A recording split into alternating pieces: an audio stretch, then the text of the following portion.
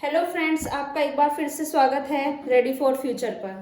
तो last part में हमने संविधान की विशेषताओं के बारे में देखा था। इस वाले पार्ट में हम संविधान की प्रस्तावना के बारे में चर्चा करेंगे। तो आइए देखते हैं संविधान की प्रस्तावना। देखिए, संविधान की प्रस्तावना जैसे कि मैंने यहाँ पे लिखी हुई है, ये पूरी संविधान की प्रस्तावना है। हम भारत के लोग भारत को एक संपूर्ण संप्रभुत्व संपन्न समाजवादी धर्मनिरपेक्ष लोकतांत्रिक गणराज्य बनाने के लिए इसके समस्त नागरिकों को सामाजिक, आर्थिक और राजनीतिक न्याय, विचार, अभिव्यक्ति, धर्म, विश्वास व उपासना की स्वतंत्रता, प्रतिष्ठा और अवसर की समता प्राप्त करने के लिए तथा व्यक्ति की गरिमा और राष्ट्र की एकता तथा अखंडता सुनिश्चित करने वाला बंधुत्व बढ़ाने के लिए दृढ़ संकल्पित होकर अपनी इस संविधान सभा में आज दिनांक 26 नवंबर 1949 को एतद द्वारा इस संविधान को अंगीकृत, अधिनियमित और आत्मार्पित करते हैं। ये हमारे संविधान की प्रस्तावना है। सर्वप्रथम जो संविधान की प्रस्तावना है वो अमेरिका ने अपनाई। ठीक है, अमेरिका में सबसे पहले संविधान की प्रस्तावना को अपनाया गया। उसके बाद उसकी देखा देखी और सभी लोगों ने भी अपने संविधान में, और सभी राष्ट्रों ने भी अपने संविधान में प्रस्तावना को शामिल किया। उन राष्ट्रों में भारत भी एक है।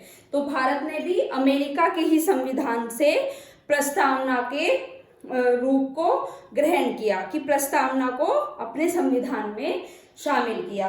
तो संविधान की जो प्रस्तावना है उसको संविधान का एक तरीके से हम परिचय पत्र भी कह सकते हैं। संविधान का एक तरीके से हम परिचय पत्र भी कह सकते हैं। जो न्यायविद और संवैधानिक ज्ञाता थे एन ए पालकीवाला, न्यायविद और संवैधानिक ज्ञाता N.A. पालकीवाला ने संविधान की प्रस्तावना को संविधान का एक तरीके से परिचय पत्र भी कहा, परिचय पत्र कहा और कहा कि ये जो संविधान की प्रस्तावना है, इस प्रस्तावना को हम संविधान का सार भी कह सकते हैं कि इस प्रस्तावना में संविधान का पूरा सार दिया हुआ है कि हमारे संविधान में किन किन चीजों का प्रावधान किया गया है, वो इन शॉर्ट इस प्रस्तावना में बताया गया है। ठीक है, ये हुई हमारे संविधान की प्रस्तावना। तो नेक्स्ट हम देखते हैं संविधान की प्रस्तावना के मूल तत्व। इसके मूल तत्व क्या है? ठीक है,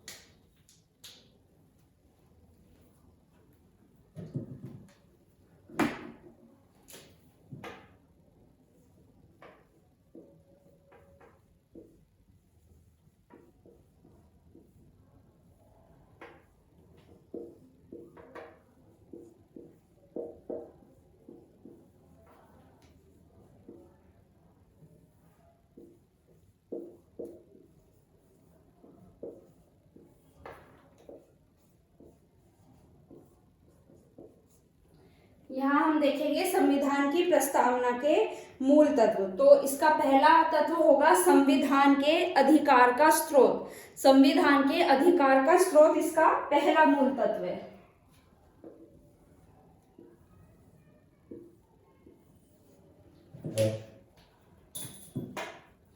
फर्स्ट है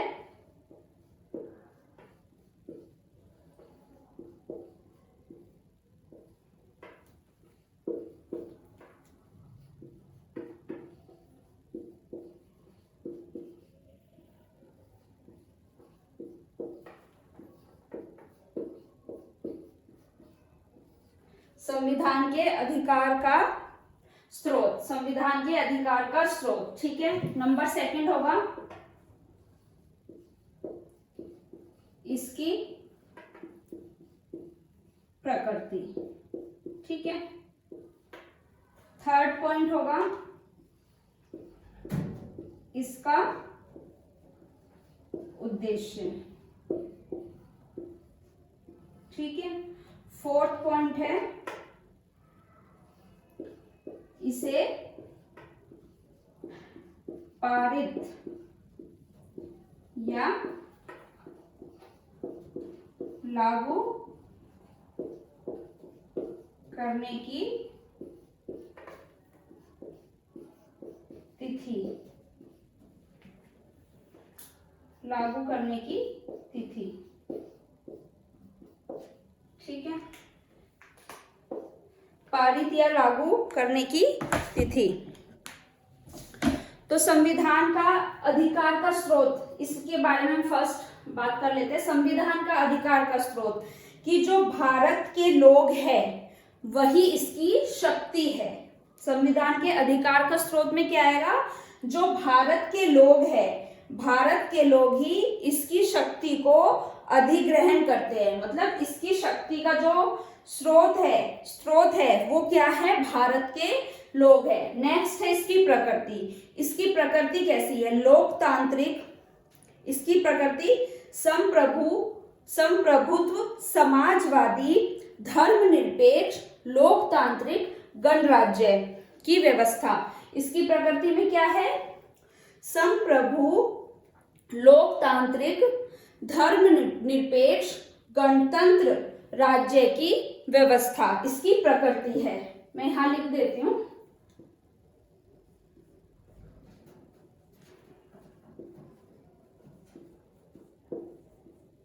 संप्रभु, लोकतांत्रिक,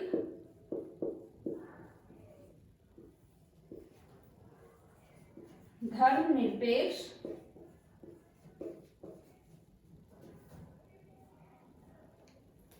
गणराज्य। ठीक है, ये इसकी प्रकृति है। क्या है इसकी प्रकृति? संप्रभु, धर्मनिरपेक्ष, लोकतांत्रिक, गणराज्य और समाजवादी।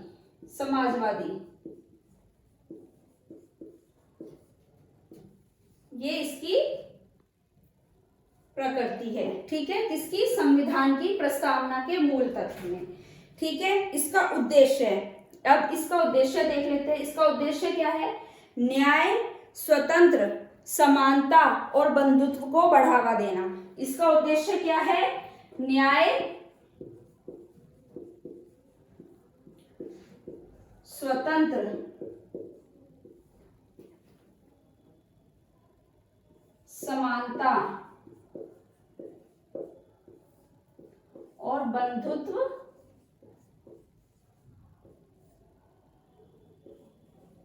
को बढ़ावा देना। इसका उद्देश्य क्या है? न्याय, स्वतंत्र, समानता और बंधुत्व को बढ़ावा देना, ये इसका उद्देश्य है। ठीक है, इसे पारित करने या लागू करने की तिथि क्या है? 26 नवंबर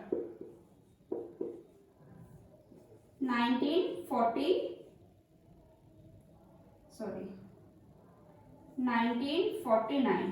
ठीक है, इसको इस दिन पारित किया गया था। लेकिन जब हमने 26 जनवरी 1930 को 26 जनवरी 1930 को स्वराज दिवस के रूप में मनाने की घोषणा की गई थी। ठीक है, कांग्रेस पार्टी के द्वारा। तो फिर हमने 26 जनवरी 1950 को इसके जो शेष प्रावधान थे उनको लागू किया संविधान के। ठीक है, तो इस दिन को हम गणतंत्र दिवस के रूप में भी मनाते हैं और एज अ संविधान लागू होने के दिवस में भी मनाते हैं। लेकिन संविधान को पारित पहले ही कर दिया गया था। 26 नवंबर 1949 को इसको पारित घोषित कर दिया गया था। ठीक है, ये हुई संविधान की प्रस्तावना के मूल तत्व। एक बार फिर से देख लेते हैं संविधान के अधिकार का स्रोत। संविधान के अधिकार का स्रोत क्या है? भारत के लोगों से ही संविधान को शक्ति अधिग्रहित करता, मतलब भारत के लोगों से ही संविधान शक्ति अधिग्रहित करता है। ठीक है, भारत के लोग ही इसकी शक्ति है। ठीक है, इसकी प्रकृति क्या है? संप्रभु मतलब स्वतंत्र, लोकतांत्रिक, धर्मनिरपेक्ष। लोकतांत्रिक मतलब लोग ही अपना प्रतिनिधित्व चुनेंगे। संप्रभु मतलब ये स्वतंत्र है, अपने लिए फैसला लेने के लिए हमारा जो भारत राष्ट्र है वो स्वतंत्र है। ठीक है, लोकतांत्रिक, धर्मनिरपेक्ष, हर एक धर्म का सम्मान करने वाला, गणराज्य, समाजवादी, ये क्या है? इसकी प्रकृति है। ठीक है, इसका उद्देश्य इसका उद्देश्य क्या है? न्याय, स्वतंत्रता, समानता और बंधुत्व को बढ़ावा देना। न्याय, स्वतंत्रता, समानता और बंधुत्व को बढ़ावा देना। ठीक है, नेक्स्ट है इसे पारित करने की तिथि, ये भी इसके मूल तत्व में ही आती है। ठीक है, तो अब हम देखते हैं जो हमारा संविधान है उसमें समाजवादी और धर्मनिरपेक्ष शब्द को जोड़ा गया 42वें संविधान संशोधन के द्वारा 1976 में लिख देती हूँ मैं।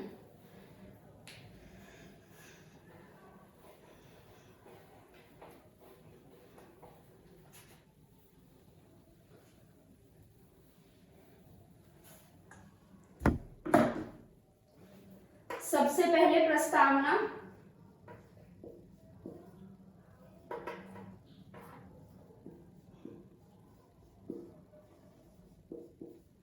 संविधान की प्रस्तावना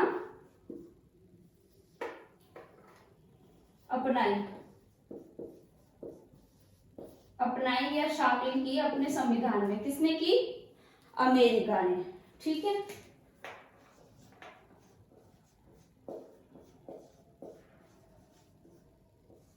अमेरिका ने शामिल की। ठीक है, फिर जो N.A. पालकी वाला था, N.A. पालकी वाला ने कहा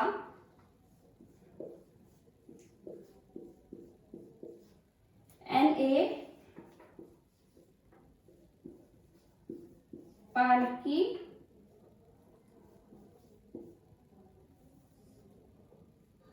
N.A. पालकी वाला ने कहा, जो कि एक न्यायविद थे और संवैधानिक ज्ञाता थे। ठीक है, न्यायविद थे और संवैधानिक ज्ञाता थे। इन्होंने क्या कहा? संविधान की प्रस्तावना को परिचय पत्र कहा। क्या कहा? कि ये एक संविधान का परिचय पत्र है। इस संविधान की प्रस्तावना में ही संविधान का सार है। अच्छा, हमने लास्ट क्लासेस में देखा था जो पंडित जवाहरलाल नेहरू द्वारा हमारा उद्देश्य प्रस्ताव पारित हुआ था। ठीक है, जिसको डॉक्टर भीमराव अंबेडकर ने मना कर दिया था पारित होने के लिए, क्योंकि मुस्लिम लीग और देसी रियासतों का कंफर्मेशन नहीं था कि वो किस तरफ जाएगी। तो इसलिए ये जो उद्देश्य प्रस्ताव ही जो पंडित जवाहरलाल नेहरू के द्वारा उद्देश्य प्रस्ताव पारित किया गया था, वही आगे चलकर उसने ही हमारे संविधान की प्रस्तावना का रूप लिया। ठीक है,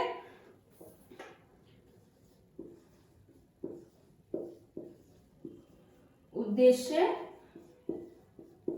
प्रस्ताव ने, ठीक है, उद्देश्य प्रस्ताव ने क्या लिया?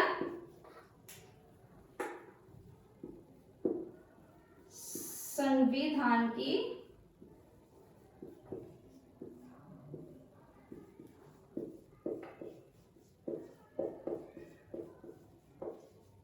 प्रस्तावना का रूप ग्रहण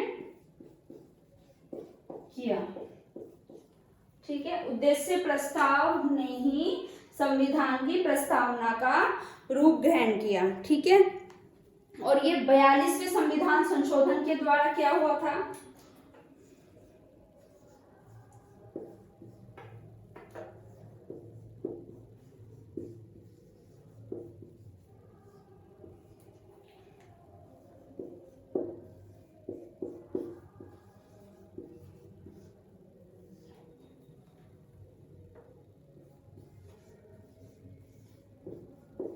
बयालीसवें संविधान संशोधन 1976 के द्वारा ही इसमें समाजवादी, धर्मनिरपेक्ष और अखंडता शब्द को जोड़ा गया।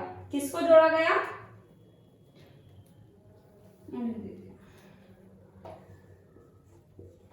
समाजवादी,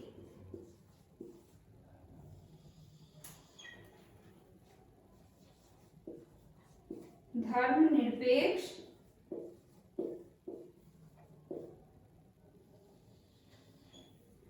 और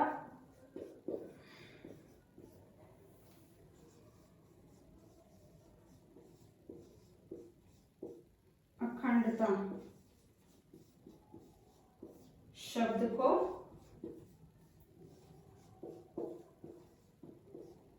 जोड़ा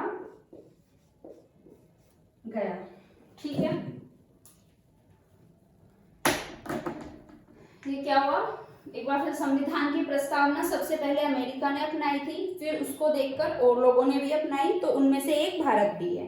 ठीक है, नेक्स्ट है एन.ए. पालकीवाला, जो एक न्यायविद थे और संवैधानिक ज्ञाता थे। उन्होंने संविधान की प्रस्तावना को संविधान का परिचय पत्र के रूप में मतलब बताया कि एक तरीके से संविधान का परिचय पत्र है। नेक्स्ट है उद्देश्य प्रस्ताव, जो पंडित जवाहरलाल नेहरू के द्वारा उद्देश्य प्रस्ताव पारित किया गया था, वो उसने ही आगे चल के हमारे संविधान की प्रस्तावना का रूप ग्रहण किया। फिर है फोर्थ, 42वें संविधान संशोधन के द्वारा 1976 अमेंडमेंट जो था 1976 अमेंडमेंट जो था, उसने क्या किया? उसने संविधान में समाजवादी, धर्मनिरपेक्ष और अखंडता शब्द को जोड़ा। उसने क्या किया? समाजवादी, धर्मनिरपेक्ष और अखंडता शब्द को जोड़ा। किसने? 42वें संविधान संशोधन 1976 के द्वारा संविधान में समाजवादी, धर्मनिरपेक्ष और अखंडता शब्द को जोड़ा गया। ठीक है, नेक्स्ट अब हम देखते हैं जो हमारे संविधान की प्रस्तावना है उसके प्रमुख तत्व क्या क्या है, उसके प्रमुख जो शब्द है उनका क्या क्या मीनिंग है, क्या क्या मतलब है।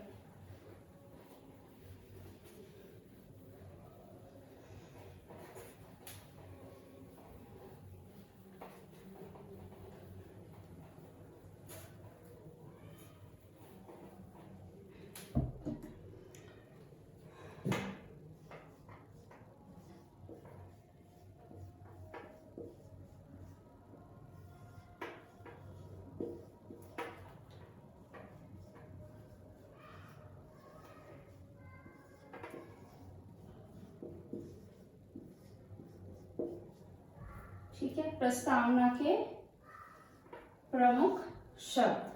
ठीक है, नंबर 1 क्या रहेगा? नंबर 1 रहेगा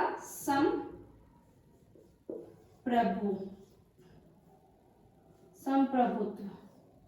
ठीक है, नंबर 2 रहेगा हमारा धर्मनिरपेक्ष।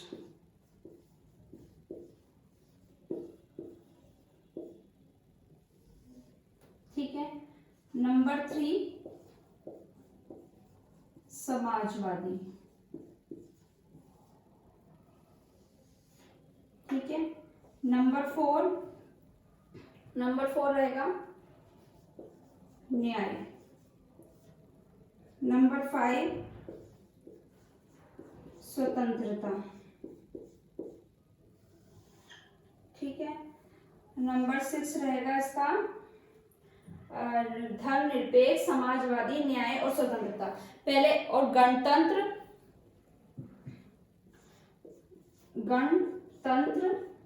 ठीक है, और नंबर 7 रहेगा बंधुत्व,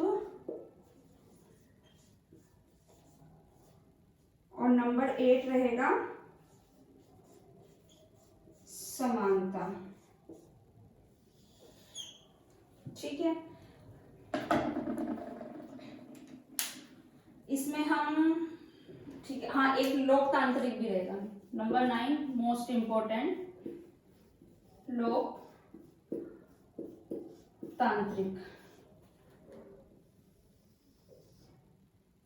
ठीक है, ये इसके क्या है, प्रमुख शब्द है। ठीक है, प्रमुख शब्द जो इसके है ये है, फर्स्ट संप्रभुत्व, धर्मनिरपेक्ष, समाजवादी, न्याय, स्वतंत्रता, गणतंत्र, बंधुत्व, समानता और लोकतांत्रिक। ये इसके मेन प्रमुख शब्द है जो हमारे संविधान में, संविधान की प्रस्तावना में ऐड है। तो आइए इनके बारे में देखते हैं। संप्रभुत्व का क्या मतलब है? संप्रभुत्व का मतलब है कि भारत एक स्वतंत्र राष्ट्र है, वो अपने कोई भी फैसले लेने के लिए स्वतंत्र है, उसमें कोई भी भारी शक्ति का कोई हस्तक्षेप नहीं होगा। भारी शक्ति मीन्स किसी भी भारी देश का कोई हस्तक्षेप नहीं होगा। ये एक स्वतंत्र डोमेनियन है। ठीक है, इसके ऊपर किसी शक्ति का कोई भी किसी भी मामलों में मतलब कुछ भी अधिकार नहीं है, इसके ऊपर किसी भी शक्ति का कोई भी अधिकार नहीं है, और ये अपने मामलों का निस्तारण करने के लिए स्वयं जिम्मेदार है। मतलब अपने मामलों को निपटाने के लिए स्वयं मतलब अपनी जिम्मेदारी लेता है। ठीक है, धर्मनिरपेक्ष, धर्मनिरपेक्ष का मतलब है कि हर एक धर्म का सम्मान करने वाला। क्या है, हमारा जो भारत का संविधान है उसमें यही कहा गया है, जो हमारा भारत है वो हर एक धर्म का सम्मान करेगा, मतलब हर एक धर्म का सम्मान करता है, और हर एक धर्म को मतलब हर एक धर्म को समान नजर से देखता है, और किसी भी धर्म को ना तो ये बढ़ावा देगा और ना ही किसी भी धर्म को नीचा दिखाएगा। ठीक है, तो ये क्या, सरकार समान रूप से समर्थन करेगी हर एक धर्म का, हर एक धर्म का समान रूप से समर्थन सरकार का मिलेगा। तो इसलिए धर्मनिरपेक्ष हमारा भारत क्या है, एक धर्मनिरपेक्ष गणराज्य है। ठीक है, समाजवादी, समाजवादी का मतलब होता है जो हमारा भारत है वो एक लोकतांत्रिक समाजवाद है। क्या है, लोकतांत्रिक समाजवाद है। हमारा भारत क्या है, लोकतांत्रिक समाजवाद की अवधारणा को बढ़ावा देता है।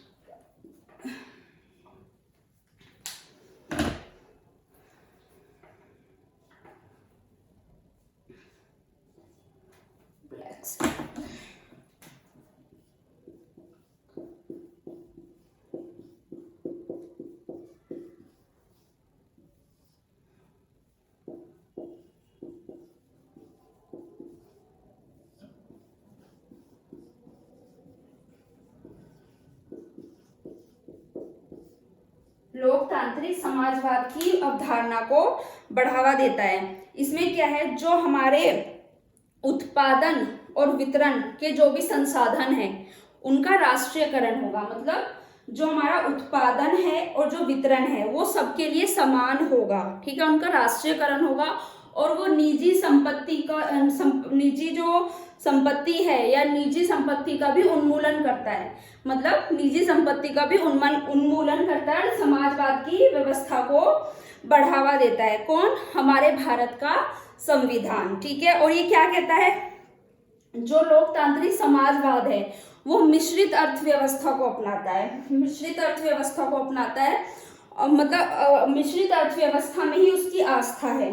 ठीक है, नेक्स्ट है क्या होगा, जो हमारा समाजवाद की अवधारणा है ये क्या है, मार्क्सवाद और गांधीवाद को ही समर्थन करता है। मार्क्सवाद और गांधीवाद की अवधारणा पर ही निर्भर है। ठीक है, समाजवाद, लेकिन ये ज्यादातर गांधीवाद की तरफ झुकाव रखता है।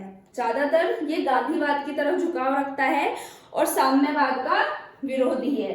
ठीक है, साम्यवाद का विरोधी है। लेकिन जब 1991 में जब हमारे देश में मतलब देश में वित्तीय आपात आया था, ठीक है, 1991 में, तो ग्लोबलाइजेशन, प्राइवेटाइजेशन एंड लिबरलाइजेशन को अपनाया गया। ठीक है, वैश्वीकरण, उदारीकरण और निजीकरण, इसको अपनाया गया हमारी अर्थव्यवस्था में। तो उसकी वजह से इस समाजवाद की अवधारणा में थोड़ा लचीलापन आ गया। ठीक है, समाजवाद की अवधारणा में थोड़ा लचीलापन आ गया। ठीक है, नेक्स्ट है न्याय। न्याय क्या है? हमारा जो संविधान है सबको समान नजरों से देखता है। ठीक है, तो उसके लिए न्याय भी सबके लिए समान है। कैसे समान है? सबको राजनीतिक, आर्थिक और जो राजनीतिक और आर्थिक न्याय है वो सबके लिए समान है। मतलब कानून सबके लिए एक समान रूप से ही कार्य करेगा। ठीक है, नेक्स्ट है स्वतंत्रता।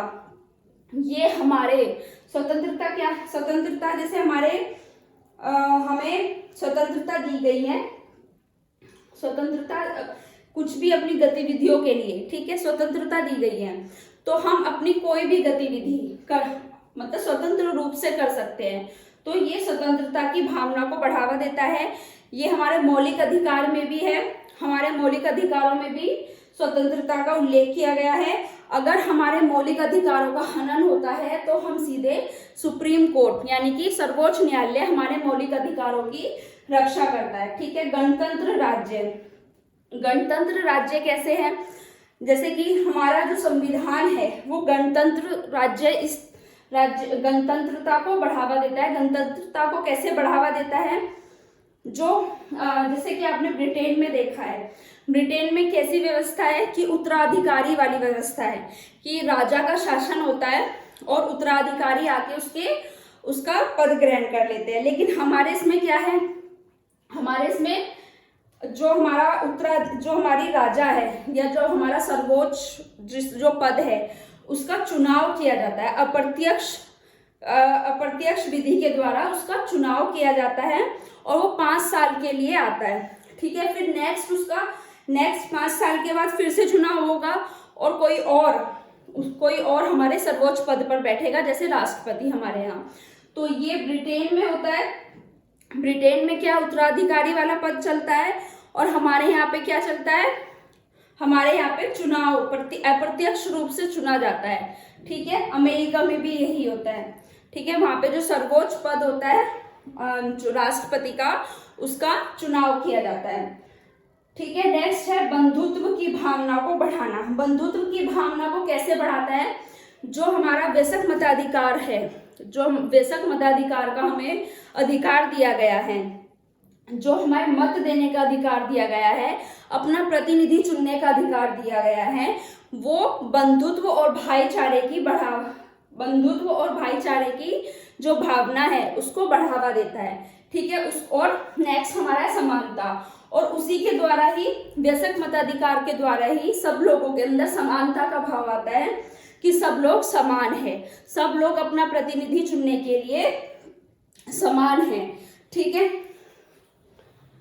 नेक्स्ट है हमारा लोकतांत्रिक गणराज्य है। जो हमारा भारत है वो लोकतांत्रिक गणराज्य है। लोकतांत्रिक कैसे है कि यहाँ लोगों के द्वारा ही अपनी सरकार का चुनाव होता है। ये लोकतांत्रिक गणराज्य 2 तरीके से होता है, इसको देख लेते हैं।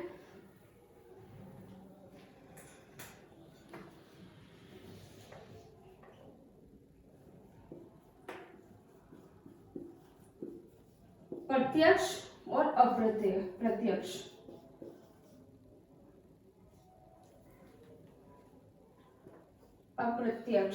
ठीक है, प्रत्यक्ष रूप से जो चुनाव होता है वो स्विट्जरलैंड में होता है, जैसे कि लोगों के पास सीधे शक्ति होती है। ठीक है, लोगों के पास ही शक्ति होती है। और अप्रत्यक्ष में क्या होता है? लोगों द्वारा चुने गए प्रतिनिधि को ही सर्वशक्ति दी जाती है, मतलब उसको शक्तिमान बनाया जाता है कि वो अपने, और उसके द्वारा जो कानून है वो लागू किए जाते हैं। लोगों के द्वारा चुने गए जो अप्रत्यक्ष विधि होती है उसमें लोगों के द्वारा अपना प्रतिनिधि चुना जाता है और अपना प्रतिनिधि चुनने के बाद वो कानूनों का निर्माण करता है शासन को चलाने के लिए। ठीक है, तो ये लोकतांत्रिक व्यवस्था में अप्रत्यक्ष। तो भारत में कैसी है? प्रतिनिधि अप्रत्यक्ष व्यवस्था है। इस प्रतिनिधि अप्रत्यक्ष व्यवस्था में भी क्या होता है? प्रतिनिधि अप्रत्यक्ष व्यवस्था में भी एक होता है संसदीय रूप और एक होता है राष्ट्रपति। ठीक है,